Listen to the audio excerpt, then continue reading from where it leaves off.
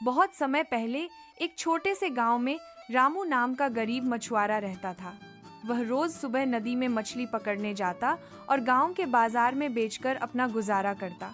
उसकी नाव पुरानी थी, जाल जगह जगह से फटा हुआ था और घर में बस इतना खाना होता कि एक दिन का गुजारा हो सके।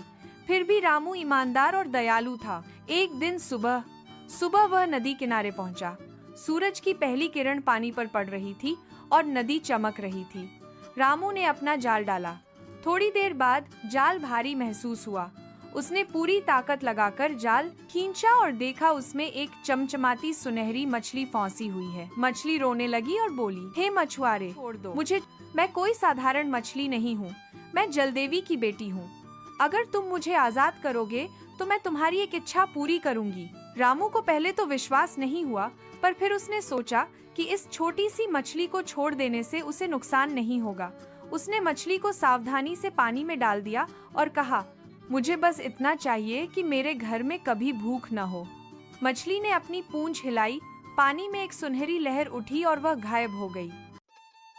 जब रामू घर पहुंचा तो उसने देखा कि उसकी झोपड़ी में एक बड़ा सा अनाज का घड़ा रखा है, जिसमें चावल, दाल और गेहूं भरे हुए हैं।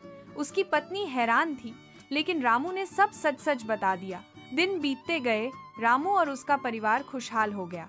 अब उन्हें रोज की जरूरत नहीं पड़ती थी, लेकिन रामू कभी कभी नदी पर जाता और सुनहरी मछली को याद करके मुस्कुराता। कुछ महीने बाद गांव का एक लालची व्यापारी यह कहानी सुनकर रामू के पास आया। उसने रामू से सुनहरी मछली पकड़ने का तरीका पूछा, पर रामू ने मना कर दिया।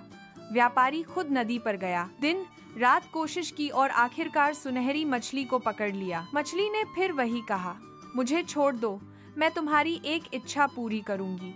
व्यापारी ने लालच में आकर कहा, मुझे सोना, चांदी और महल चाहिए। मछली ने सिर हिलाया और पानी। व्यापारी घर लौटा तो देखा उसके आंगन में सचमुच सोने चांदी के ढेर लगे हैं। वह खुशी से पागल हो गया, लेकिन अगले ही दिन उसके महल में आग लग गई और सारा सोना चांदी पिघलकर नदी में बह गया। गांव वालों ने यह देखकर कहा, सुनहरी मछली का वरदान केवल नेकदिल लोगों के लिए फलदायी होता है, लालचियों के लिए नहीं। रामू ने अपनी सादगी और संतोष के साथ जीवन बिताया और हमेशा सुनहरी मछली का आभारी रहा।